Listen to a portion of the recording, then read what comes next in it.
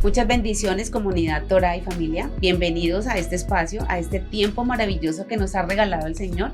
Qué bueno que usted siga ahí conectado con nosotros para toda la información que tenemos, todo lo que vamos a enseñar en este día que el Señor nos ha dado, esa capacidad que nos ha entregado a nosotras de poder extraer de la palabra de la Torah todos los principios, todas las enseñanzas, todas esas buenos consejos que nos da la palabra, que aplicamos a nosotras y que también lo hacemos para que usted pueda entender un poquito más lo que significa la crianza a través de procesos bíblicos, del verdadero proceso de la pedagogía bíblica. Y para eso, bueno, nuevamente me acompaña Maribel Umaña y está conmigo también mi coequipera Laurita. Laurita, ¿cómo estás? Bendiciones, pastora, muy bien. Bendiciones, Qué rico, Mari. Bendiciones, bueno, Mari. muchas gracias. Bienvenida nuevamente. Gracias.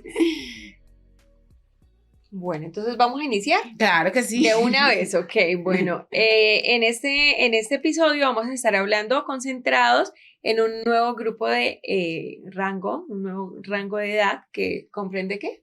De los 9 a los 12 años. De los 9 a los 12 años. Veníamos entonces hablando de los 9 primeros años. ¿Qué podemos decir de esos 9 primeros años? Pues entendimos que los 9 primeros años son los cimientos, son las creencias, son ese refuerzo de todo lo que hemos venido enseñando, es mucha paciencia, Valores, es tener ¿no? muchos valores, es trabajar en ellos también, la constancia, ¿no? Ser nosotros constantes para poner esos primeros cimientos, ya que viene una etapa muy bendecida para muchos padres, desde donde vienen muchísimas preguntas a nivel de consejería pastoral. ¿Qué hago con mi hijo? ¿Por qué mi hijo no hace tal cosa, no hace tal otra? ¿O cómo me preparo para esta etapa? Y antes de prepararnos para esa etapa, pues nosotros tenemos que hacer unos refuerzos, hay que hacer unos ajustes, porque aunque tengamos los primeros 9 años haciendo pues estos cimientos, sí tenemos que hacer unos ajustes y de eso queremos hablar en esta etapa tan importante de los 9 a los 12 años. Eso es como la etapa para prepararnos para evitar que los años de la adolescencia sean años turbulentos.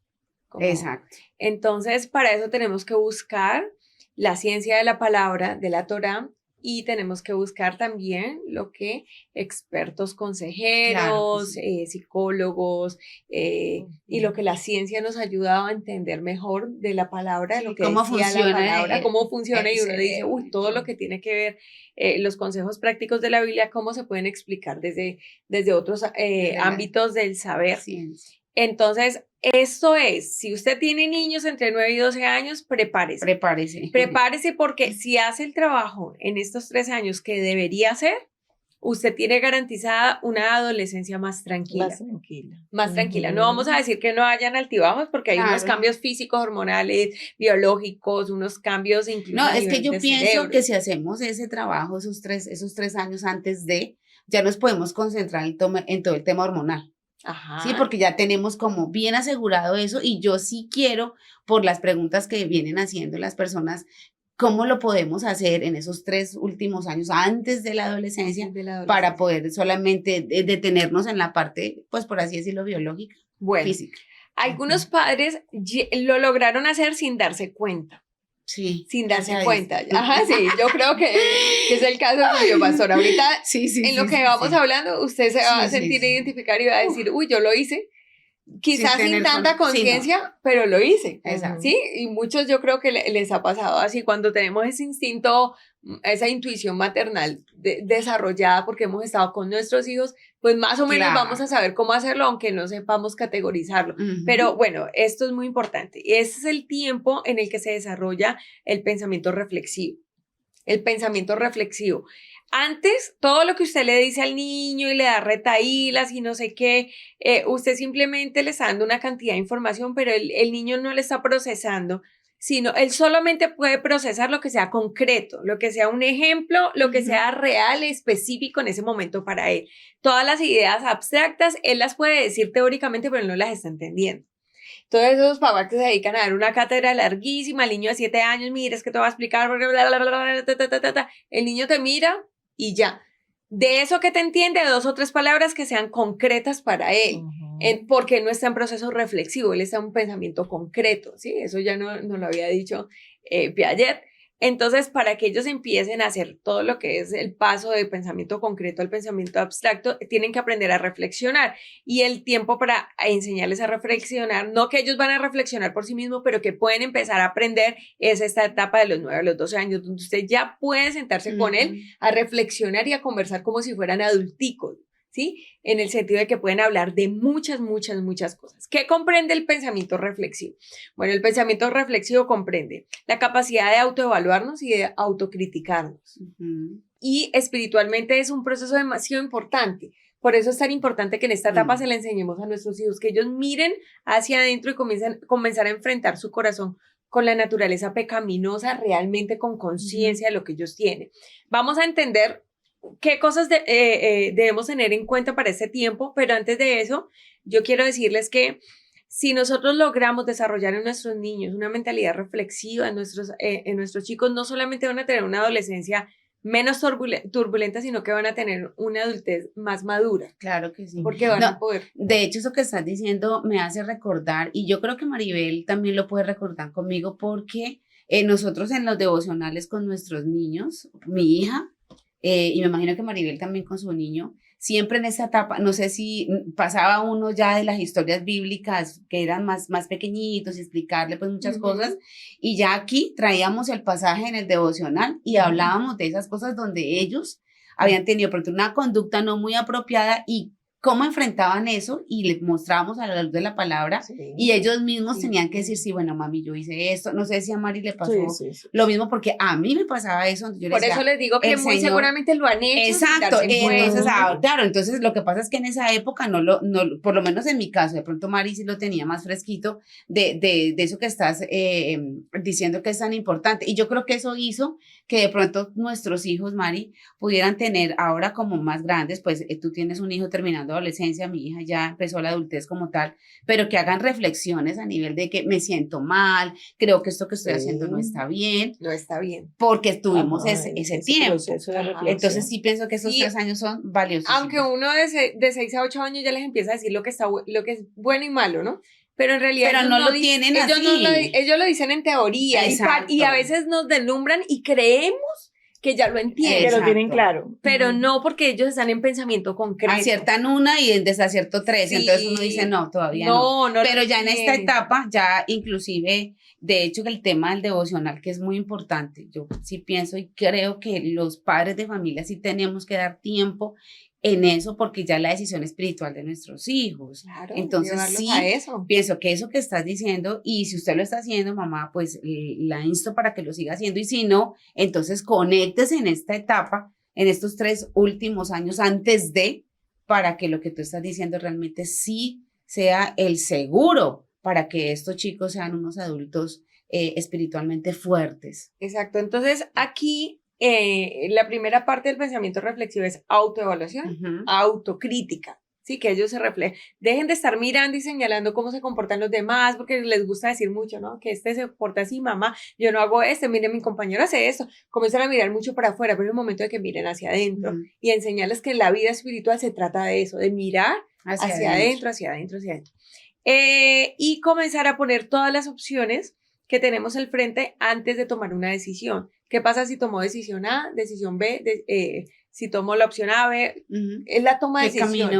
Es enseñarles a ellos a que observen y evalúen todos los elementos para la toma de decisiones. Entonces, esto es como un preámbulo o una antesala para que entendamos hacia qué tenemos que volcarnos y trabajar con nuestros chicos en este tiempo, en esta edad. Nosotros tenemos... ¿En qué tenemos que dedicar?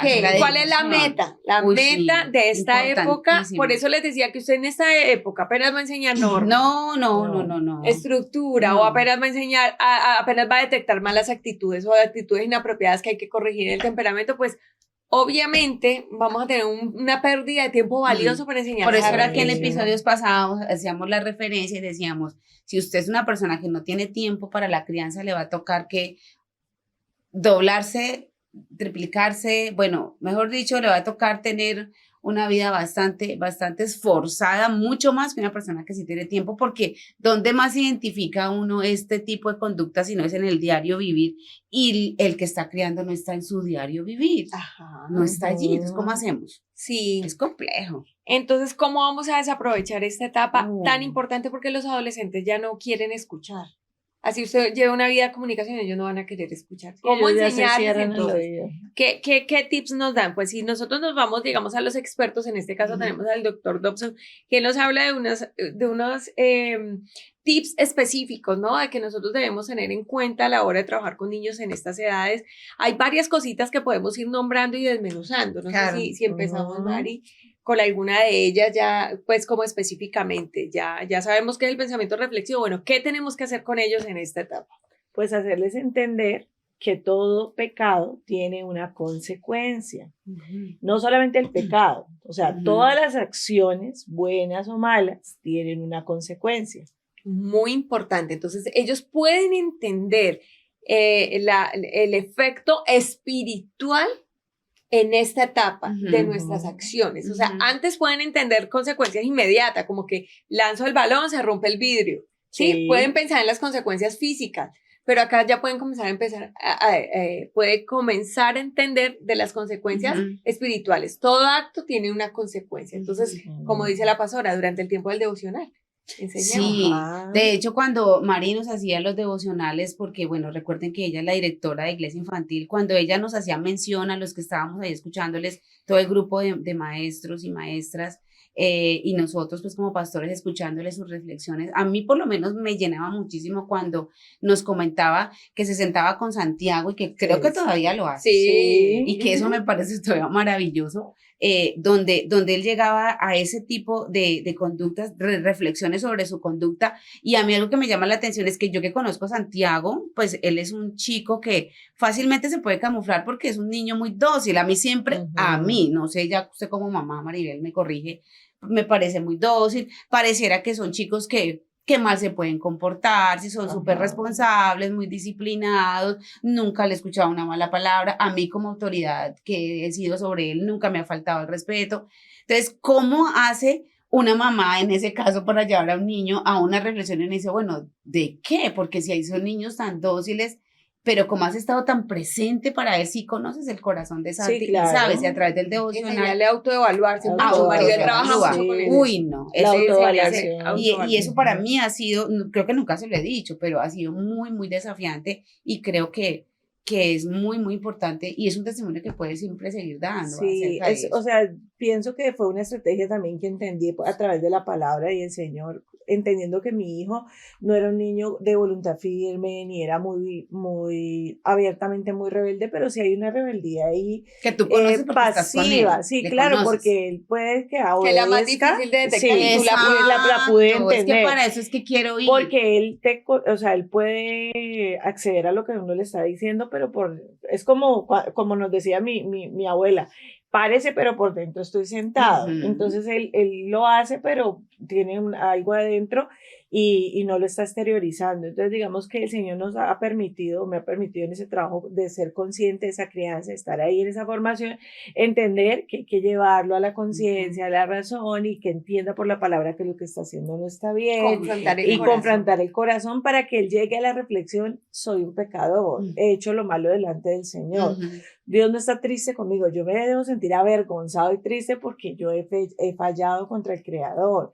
Y que digamos que ahora y ese mensaje, espérate, es muy sí, ahí va a ser un reversazo porque muchos de los papás hoy en día la filosofía, las corrientes de hoy en día siempre le llevan al niño a pensar es que Dios está triste contigo, Dios está llorando porque tú hiciste algo malo. Tengo que perdonar a Dios. Tengo que perdonar a Dios por todas las cosas que me han pasado. Cuando uno entiende que el pecado es algo que me puso a mal a mí con Dios, que me aleja de Él, que me muestra que lo necesito. Exacto. Y que yo estoy muy alejado de Él y que tengo que hacer es retornar a su casa y a sus brazos. La idea es que cuando un niño esté cumpliendo los 13 años más o menos, pueda tener ya tanta conciencia que pueda distinguir entre la derecha y la izquierda, lo correcto y lo incorrecto, con mucha claridad, pero eso solamente se logra si hacemos ese trabajo en y que es diario, ¿no? En este tiempo. Yo a veces siento que los papás antes se desgastan mucho en esto y dan mucha cátedra a los niños y no les enseña, te dije no, es no. Exacto. Te dije sí es sí, te Sin paras más y obedeces. explicaciones. Sí, ya. Sin Exacto. explicaciones, porque va a llegar el momento de razonar. Claro. El Sí. momento de reflexionar con ellos llega, o sea, no se adelante, porque cuando usted con un Lo niño cansa, pequeño, lo cansa, exacto, lo el niño cansa, se no quiere saber cansa, nada se de ti. dispersa Y no está prestando atención, como que me están No. hablando. y el ay, mi papá mensaje cuando- estamos mandándole un mal mensaje, o sea, el mensaje es yo necesito que me corrijas y tú me estás dando una cátedra. Sí, Exacto. sí, estamos en una época que no, en este momento No no es. es. Y mira Sí. que los papás, los padres se rehúsan muchísimo. Pero es que hay que explicarles que yo no lo puedo tratar como si fuera un ente, como si no fuera un ser racional. Sí, pero tus explicaciones tienen que ser súper breves, Sí. concisas de lo que está pasando en el momento. Muy precisas. Si no son precisas, no. Exacto. Pero sí vemos muchísimo eso al revés. Entonces, cuando llega a los 9 a los 12 años, no, yo ya no le dije nada porque yo ya se lo enseñé todo cuando estaba Ajá. pequeño. Ay, sí. Exacto. En el O sea, tiempo donde digamos que necesita. Una de las cosas que los papás tienen que quitarse como de su vocabulario es que yo ya se lo he enseñado tantas veces. Si es un niño que está en formación, si nosotros como adultos hay cosas que la palabra nos ha dicho muchas veces y nosotros nos damos contra eso, cometemos tantos errores, cuánto más un niño que está en formación, un joven que está en eso, y decir, yo estoy cansado, yo creo que es una palabra que uno como adulto se tiene que sacar de la boca. Sí, uno no debe ¿Cuántas estar veces te lo tengo que cansado. decir, hijo? Todas Sí, las que sean Sí, necesarias. y cuántas veces Dios le dice a uno, hey, lo que está haciendo no es correcto. Entonces Dios también, o sea, estará allá sentado allá pensando, yo estoy cansado de decirles, no, él no se cansa, su bondad se extiende, su amor, su misericordia, y eso es lo que uno como papá también tiene que hacer. Aparte, uno conectando eso con la parte del funcionamiento cerebral, dice que monitoreando constantemente todo esto hace que el cerebro del niño inmediatamente cometa un error, mande el impulso de que te equivocaste al segundo. O sea, al segundo el niño se da cuenta, Claro. caiga en cuenta, Exacto. me equivoqué. Exacto. Si no lo hacemos de esa manera, el cerebro no lo va a empezar Entonces, lo produce, procesar. pero él lo procesa, pero el niño no lo va a no le identificar. interioriza o no lo identifica. Entonces, yo Porque no creo lo que tiene. es una meta del pensamiento reflexivo, sí. es que el niño se monitoree y diga, Exacto. acabé de hacer algo malo, Mm. esto está malo, esto está Ujú. malo, sin necesidad de que el papá esté acá Ajá, diciéndole todo eso. exacto. Bueno, ¿de qué manera nosotros podemos enseñarles un pensamiento reflexivo a los niños? Bueno, nosotros tenemos que ir con la palabra, tenemos que enseñarles a razonar. Para uno enseñarles a razonar, uno tiene que hacer preguntas y que los niños, dejar que ellos respondan, Ujú. acertada o desacertadamente, Ujú. pero que respondan. Porque es como que el cerebro de ellos se escuche su propia voz diciendo las cosas. Yo acá estoy entendiendo, papá, que si yo voy tras las mujeres, porque estamos analizando la historia de Sansón, entonces yo puedo llegar a Claro. dañar mi futuro. Él mismo se está escuchando y se está mandando su propio mensaje. Claro, le está diciendo al Ujú. cerebro, mira. ¿Entiende esto que te Codi- está No, y diciendo? está exteriorizando codificando. eso que le está pensando. Ujú. Y quizás en el momento está armando toda su construcción de palabras, de Argumentativa, todo, ajá. sí, todo su argumento, y se está autoevaluando, se Ujú. está autodiciendo cosas. Ajá, es muy importante dejar, o sea, enseñarles sí, pero enseñarles a razonar haciéndole preguntas que ellos mismos se hablen a sí Ujú, mismos y ujú. que yo le pueda escuchar su manera de pensar y yo así también le pueda conocer qué hay en su corazón. Exacto. Pero entonces hay unos papás invasivos con la cátedra, hablan y no los dejan hablar, ni siquiera les preguntan Ujú. qué piensa sobre eso. Y como el cuál es la muchacho no mejor contesta decisión. rápido, el papá sigue hablando, sigue hablando, sigue hablando. Y entonces Ya, el niño ya nunca habló, ya ya se perdió. acabó la devocional, me fui a acostar y nunca ¿Por qué hablé. crees que esa sería la mejor decisión para tal Ujú. persona tomar? Explícame por qué crees que esa sería la mejor Exacto. decisión. No solamente decir, ¿qué debería hacer? Lo bueno. Ujú. No, ¿por qué crees que él Ujú. debía tomar esa decisión? ¿Por qué crees que tomó Ujú. una mala O decisión? cómo se sentiría así, o cómo te Ajá. sentirías tú si Ajá. hicieras tal o cosa. qué decisión tomarías tú si tú fueras la persona que debe llevarlo a la reflexión. ¿Qué disciplina le impondrías tú a un tipo de persona así?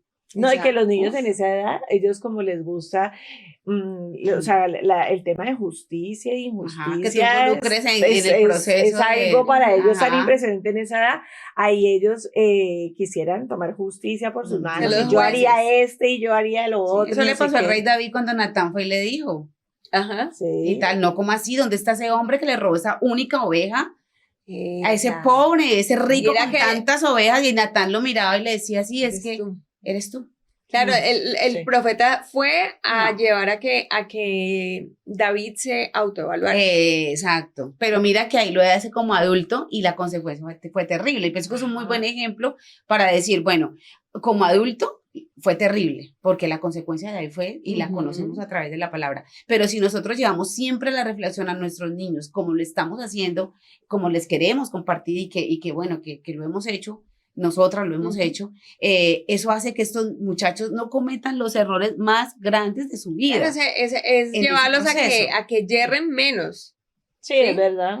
Entonces, recordemos que es la época para enseñarles que toda decisión tiene una consecuencia. Tiene una consecuencia. ¿Qué otro aspecto podríamos mirar allí?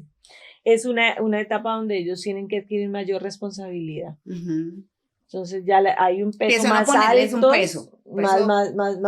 más responsabilidad. Sobre los Muy bien. Entonces, ¿qué nos dice la palabra? Dice, bueno le es al joven llevar el yugo desde su juventud. Bueno, hemos entendido obviamente por la palabra que ese yugo es eso que nos mantiene con el polo a tierra, ¿no? Exacto. Con el peso, y que tiene que ver con la ley del Señor, ¿sí? Y que el Señor Jesús enseñó que ese yugo es, aunque es pesado, es más ligero que el yugo del pecado.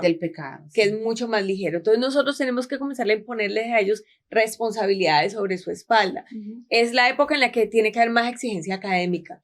Antes no, pero en esta época tiene que haber más exigencia académica, porque ya tienen toda la ganancia todas para las herramientas. Todas las herramientas. Donde los papás a veces piensan que primero, segundito, en tercero. No, cuando están en esas edades donde tienes que rendir con excelencia, claro que sí, porque hay más responsabilidad. No, y está más grande, tiene todas las herramientas, todo lo que se les ha dado, sí señor. Así es. Bueno, ¿qué otros aspectos podemos mirar? O sea, es una etapa donde ellos tienen que aprender a tomar decisiones, y que esas decisiones entiendan. Es como enseñarles a tener el control de su vida. Bueno, usted decidió esto, bueno o malo, hay algo que va a pasar, hay una consecuencia, hay un resultado sobre la decisión que acabaron de tomar. Okay. Yo tengo un ejemplo con eso. Recuerdo cuando Valen tenía 9 años y dos cosas que nos dijo que quería hacer. Una, tocar piano, y la otra, hacer ballet clásico. Entonces yo tenía la posibilidad de hacerlo, de poderle brindar ese espacio. Como ya tenía 9 años, yo le dije a ella, tú tomas la decisión de estudiar un instrumento y de estudiar ballet, y lo vas a hacer sí o sí. Mira que es tu decisión, yo no te estoy imponiendo eso, yo no te estoy diciendo que lo hagas, no es un sueño frustrado de la mamá que se va, porque pasa muchas veces que no, yo quería ser pianista, entonces mi hijo lo tiene que hacer. No, eso fue decisión de su boca lo que estás diciendo, tomó la decisión. Cuando ella empezó a hacer las dos cosas, cuando le tocaba hacer muchos ejercicios de piano, llevaba como 6 meses, me dijo no, que ya no quería. Yo le dije, no, eso no es una opción, hija. Compramos un piano que tiene un costo de tal, esto es lo que cuesta, el dinero sale de una parte, es de tu papá, pero nosotros tenemos que tener una responsabilidad sobre lo que hacemos, una mayordomía, y lo vas a hacer, y tú decidiste tocar piano, y eso tiene un costo, y le pago al maestro, lo vas a hacer, sí o sí lo vas a hacer. Para muchas personas pensarán, no, ¿cómo lo va a obligar? A los hijos no hay que obligarlos, porque esa es la nueva ideología, no se obliga nunca a un hijo. Yo estaba haciendo que ella fuera una persona disciplinada y responsable con lo que estaba pidiendo. Claro. Y lo mismo con sus clases de ballet. Entonces, listo, tenía una lesión en una pierna, esperábamos a que se recuperara y otra vez volvía a sus clases. Yo pienso que eso a futuro lo que hizo, yo no sabía que mi hija iba a estudiar arquitectura, porque esa carrera es una carrera de mucha disciplina, es una carrera de mucha constancia. Si yo la vuelvo inconstante a ella allí, ella había podido querer ser una arquitecta, pero para esa carrera sí necesitaba mucha dedicación. Entonces, lo que se le enseñó a ser responsable con sus decisiones. Exacto. Y eso hizo que fuera muy dedicada, sí o sí. Lo que pasa ahora es que no dejan que los niños realmente tengan esa consecuencia de que ellos están tomando una decisión. Yo quiero tal cosa, y no están pensando que es tu decisión, abriste tu boca, nosotros hacemos lo posible como papás, pero tú respondes, claro que sí, por eso es una época muy importante para que sepan que es la época más grande de la responsabilidad. Para no desistir, porque es que los papás, bueno, no quiso, entonces ya. Una cosa muy importante que tú mencionaste ahora, Maribel, es lo de tomar el control de su vida. O sea, cuando mencionaste la responsabilidad, mencionaste también eso. Entonces, bueno, acá me gustaría explicar o recordar que en algún episodio, cuando estábamos hablando de, creo que es niños de voluntad firme, en alguno de los episodios, hablábamos de que entre más pequeño el niño, el gobierno del padre tiene que ser mucho más grande sobre el niño. Mucho más grande. En la medida que el niño crece, disminuye el gobierno del padre. bueno, casualmente entre los 9 y los 12 años, según los expertos nos dicen que alineados a la palabra, ¿no? Obviamente. Expertos alineados a la palabra nos dicen que es el momento para bajar nosotros un poco el control y dejarlo que ellos tomen sus decisiones. Claro. Pequeñas decisiones, ¿no? Sí, muy. Sí, no de siempre decisiones por trascendentales. Sí, pero sí le enseñando Claro. a que él va a llegar ya en una etapa de la vida en la que yo ya no voy a decidir por él. Entonces, ¿tú qué vas a decidir? Tienen un problema en el salón, tienen un problema de convivencia, resuelve. ¿Cómo lo vas a resolver? Hagamos un plan de acción. Ajá, tráeme respuestas. Ajá. Tráeme ¿Cómo lo vas a soluciones. resolver? Tú vas a ir a hablar con tu compañero y tú te vas a encargar de tu situación. Yo ya no voy a hablar por ti. Tú vas a hablar con el profesor y le dices, profe, yo no te estoy entendiendo, ¿me puedes volver a explicar?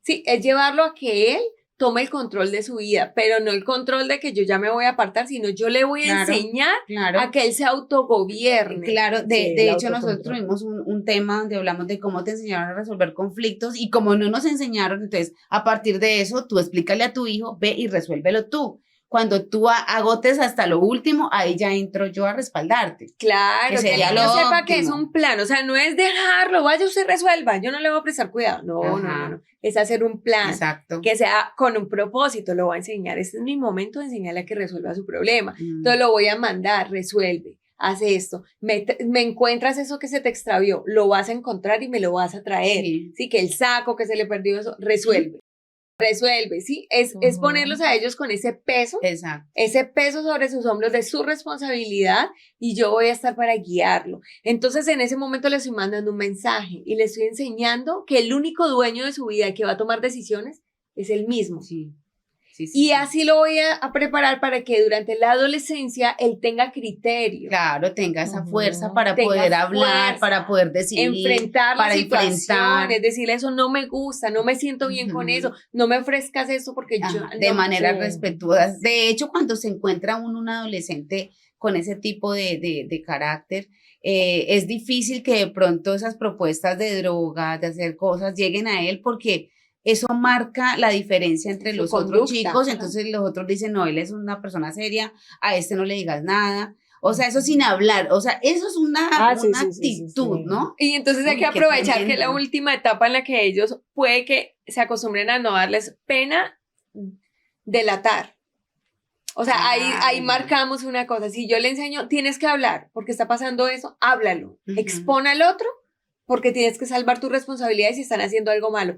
Resulta que si nosotros no trabajamos eso con ellos en la adolescencia, y no es que si yo digo esto, no me van a sacar del grupo, y comienzan a temerle muchísimo lo que el que dirá y la presión social. La presión social. Pero si antes yo le enseño el carácter, yo le enseño que sea un forajido en ese sentido, de que sea capaz de enfrentar y de decir las cosas y de hablar sin temor a eso, a arriesgarse a decir las cosas. Entonces yo le estoy mandando muchos mensajes.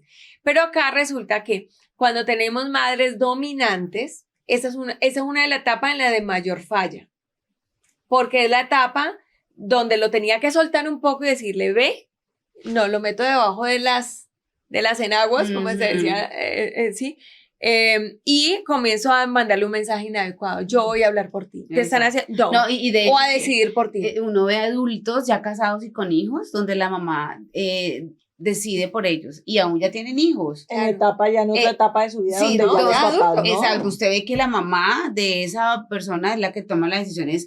El hijo tiene que ir a consultar o la hija tiene que ir a consultar donde los papás. ¿Será que compro una casa? ¿Será que no la compro? ¿Será que mi hijo va a estudiar en este colegio o será que no? ¿Será que hago esto o no lo hago? ¿Será que una dependencia del adulto? Es una dependencia y Claro. uno ve mucho eso en los adultos con los que uno está, o sea, uno dice, pero ¿por qué tan apegados? Porque no se les está enseñando autogobierno. Exacto, tuvieron papás muy dominantes, porque puede ser la mamá o puede ser el papá, muy dominantes y nunca les enseñaron a resolver conflictos y no autogobernarse. ¿No? Ahora, uno tiene que respetar, y creo que la otra vez, no recuerdo a quién le escuchaba, no recuerdo si era tu esposo o el tuyo, Laurita decía, yo tomo una decisión y yo me equivoco, pero yo asumo mi error. O sea, siempre lo dice. Exacto, uno dice, cuando uno tiene esposos así, uno dice, listo, ellos saben que se van a equivocar, pero uno como mujer también se siente, bueno, tomaron una decisión Tomó un riesgo, y no están ahí pegados que la mamá dijo tal cosa, que el papá dijo tal otra, que el hermano. Opiniones. Exacto. Ay, sí, entonces, eso sí que es dañino. Es dañino. Muy dañino, pero dañino. es por eso. Entonces, entre más pequeño el niño, más gobierno parental. Entre más va creciendo el niño, el gobierno parental va disminuyendo. Sí. Porque en la adolescencia tú no puedes ejercer un gobierno directo, ya tiene que ser más influencia. Sí, y en la juventud y madurez tú ya no tienes, o sea, tu única etapa de gobierno es hasta los 9 años sobre tu hijo. Durante los 9 a 12 le vas a enseñar a que él se gobierne bien, porque ya va a llegar la etapa en la que él se va a tener que ir a enfrentar solito y tú no te vas a dar si cuenta. no, va a depender toda la vida de ti.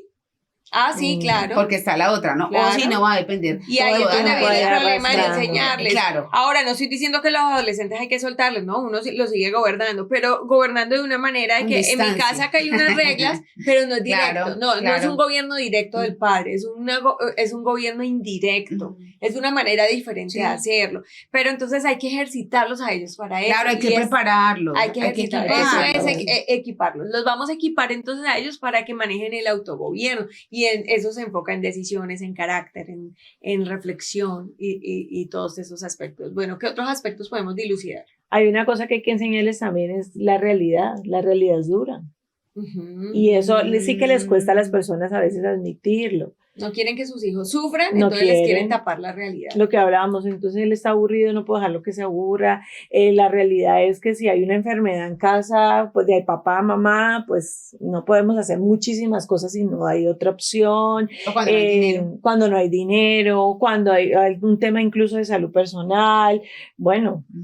Claro, ahí el problema cuando les enseñamos a vivir una irrealidad es llevarlos a ellos a querer incluso acabar con su vida cuando están adolescentes. Cuando se dan cuenta de la realidad, la vida, no, qué pereza, la vida no tiene sentido, ni para qué vivir. No, de hecho hay muchos jóvenes que todavía no han enfrentado el dolor. Porque uno los ve, porque claro, uno evitándolo todo el tiempo, entonces no hay un dolor, no hay dolor.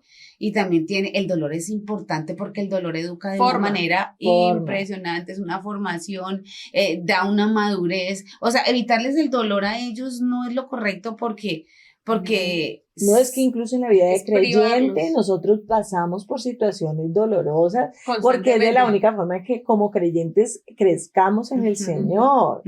O sea, si uno no se enfrenta a eso, el dolor da crecimiento espiritual. Y da inteligencia para resolver de otra manera, para emocionalmente aceptar y gestionarnos. Claro. No, es muy, muy, muy importante el tema del dolor y del sufrimiento y que ellos lo acepten, es decir, confrontarlos con la realidad. Todo esto es reflexión. Uy, sí. Todo esto es reflexión. ¿Qué otros aspectos? Ellos mismos tendrían que aprender a autoevaluarse, pero con esos ojos de verdad, yo lo que estoy haciendo sí está bien, porque en esa autoevaluación, cuando uno está en la escuela con los muchachos que sí trabajo y ellos se quieren poner la calificación más alta cuando son calificación alta, pero no en realidad no es sincera. Entonces en esa autoevaluación sincera y consciente de si he estado haciendo bien las cosas o no, definitivamente he fallado. Por eso pienso que este espacio del Shabbat, que cada vez las personas lo han ido entendiendo y bueno, que el Señor nos ha ido llevando en todo este proceso, es el momento donde los niños tienen que hacer esa reflexión y la familia llevarlo también a pensar. ¿Cómo ha sido esta semana? ¿Qué tanto he avanzado? ¿Qué tanto verdad? Y en periodos corticos, más ¿no? cortos, de cada 7 días son semanal. periodos corticos. Claro, entonces puedo hacer esa reflexión, así tan pequeñas reflexiones que van sumando, porque le estoy aportando muchas cosas positivas. Y es que la vida reflexiva, o sea, el pensamiento reflexivo debe ser una vida reflexiva. O sea, yo voy a convertir que el Shabbat nos ayuda bueno, Mari, pero eso que dijiste, sí, me hizo recordar que la mayoría de familias están alrededor del Shabbat, están teniendo la posibilidad de hacer ese tipo de ejercicios que realmente antes no se hacían. Y que no se había una conciencia. O sea, que no se hacían con esa precisión de cada Shabbat, cada Shabbat, entonces a uno como que no le queda cortico nada, porque es un tiempo donde, Sí, donde usted alcanza como a corregir muchas cosas, Sí, y si no lo ha hecho, absolutamente, lo invitamos para que lo haga porque Sí. da resultado, ¿no? Ustedes Es un saben, tiempo perfecto. es un Sí, tiempo apenas. perfecto, inclusive como pareja también podemos decirle, mira, yo me sentí mal esta semana así, o si te dice sentir mal en esto, dímelo. Ya uno en medio del Shabbat, uno no tiene de pronto ira o no está en una contienda, y lo mismo con los hijos. Claro. Entonces, y que ellos también te puedan decir a ti, mami, yo esta semana, tú no me entendiste algo, enseñarles eso, entonces. O te mentí, mamá, mira, esta Exacto. semana te mentí. Entonces, Por eso más el cortico el pensamiento tiempo. reflexivo, Uy, qué chévere no el es Shabbat. solamente enseñarles a pensar reflexivamente, sino a llevar una vida reflexiva, una vida de autoevaluación. De autoevaluación. Constante. Por eso Ajá. estamos De ahí amando en muchísimo adelante. los tiempos de Shabbat. ¿Qué pasa entonces? Bueno, tenemos que preguntarnos qué pasa acá si nosotros no les enseñamos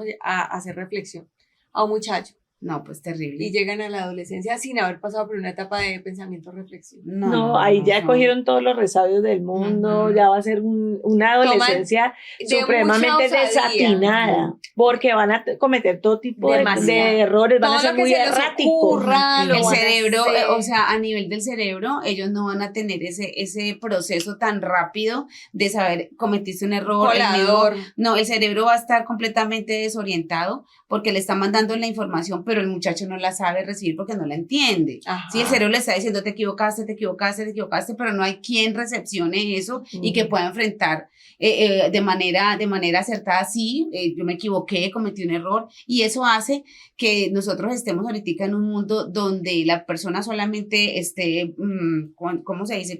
En función de sí mismo. En función de sí misma, no comete errores, todos cometen errores con la persona, él no comete errores con nadie. Ah, sí. Y entonces ahí empiezan los La caos, víctima. relaciones, o son unas víctimas, o pasan a ser victimarios también, porque tú me debes, tú que eres mi pareja, tú me debes, porque a mí me enseñaron que. Mi papá todo el tiempo estaba en deuda conmigo. Exacto, ahora todo el que se me exacto. acerca va a estar en deuda Ajá. conmigo. Yo soy el de los derechos. Exacto. Entonces ahí usted empieza a ver, no, yo soy una víctima, a mí nadie me entiende. Entonces hay posibilidad con las drogas, con la promiscuidad, con una cantidad de cosas que uno dice, se desbarató esto, lo que ya venía desbaratado realmente, porque no se le enseñó. Ajá. Bueno, ¿qué otros aspectos podemos mirar allí para ir mirando pues esas cualidades de esta etapa? Bueno, una cosa importante es que es una etapa donde el libro de Proverbios sería la ayuda más cercana que tenemos, como que es el libro que nos ayudaría muchísimo, porque es consejos para la vida. Ajá. Bueno, entonces acá ya vamos a pasar como a qué hacer práctica, de manera práctica. Entonces ya nos habían hablado del devocional constante. Es un tiempo de altar familiar que no puede faltar. No puede faltar Shabbat, con ella. también de reflexión. El tiempo de Shabbat, ajá. El trabajar el tiempo devocional a través de los proverbios, espectacular. Lo mejor. Es el tiempo de que se aprendan los capítulos enteros de la Biblia, salmos completos, pasajes completos de la palabra de Dios. Es el tiempo para leerse la Torá completica, de Génesis a Deuteronomio, completica. Es tiempo de analizar todos los sermones del Mesías, todas las enseñanzas, porque son las que forjan el carácter, son parábolas, las que aumentan su fe. Es decir, yo tengo que aprovechar estos 3 años. Mejor dicho, eso es lo más importante. En lo que más pueda. Porque después de allí van a comenzar los altibajos con el devocional, la pereza, la desidia, yo voy, está bien, sí, aunque no sean muy explosivos, de todos modos van a manifestar. Van a manifestar sus cambios físicos y hormonales, querramos o no, pero eso solamente va a ser en breve tiempo, poquito tiempo, y ya rápido vamos a saltar esa paginita. Ajá, no, eso no va a ser un comportamiento que les va a durar. Yo creo que una de las actitudes que tienen que tener los papás y que nosotros lo vemos continuamente como profesores es el papá que muestra todo el tiempo que se siente en desventaja con el hijo, o se siente muy frustrado, o se siente, como que todo el tiempo le demuestra al hijo que la paternidad le quedó grande. Hay gente que tiene esa actitud de la paternidad muy grande. Yo no sé qué hacer contigo. No sé, todo el tiempo le dicen al hijo, y eso es muy dañino.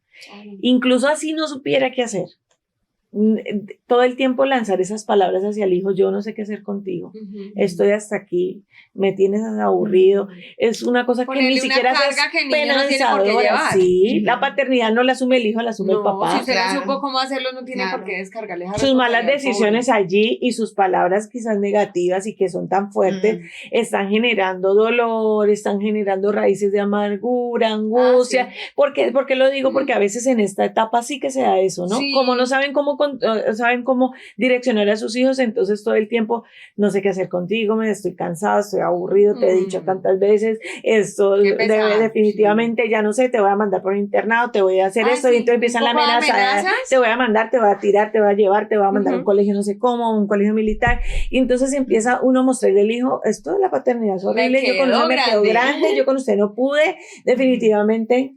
Imagínense que de 9 a 12 años los hombres son unos caballeritos y las mujeres son unas damitas.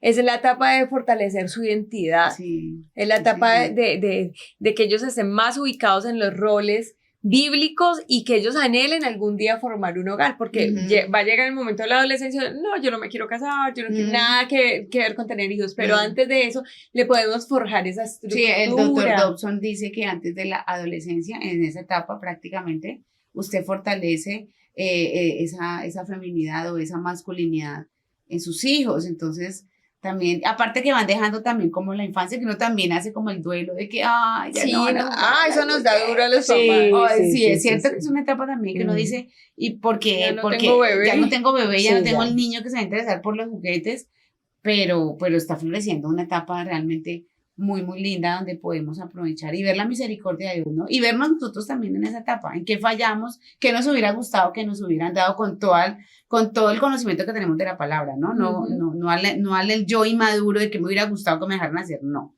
sino que me hubiera gustado con base en la Torah que me hubieran enseñado, que me hubiese evitado de adulta tantos altibajos, tantos procesos duros. Entonces, hijo, te amo tanto que lo voy a hacer porque la Torah me lo enseña, yo abrazo mi palabra, la palabra de mi Señor, y yo lo voy a aplicar contigo. Converse con ellos, explíqueles, póngalos a hablar.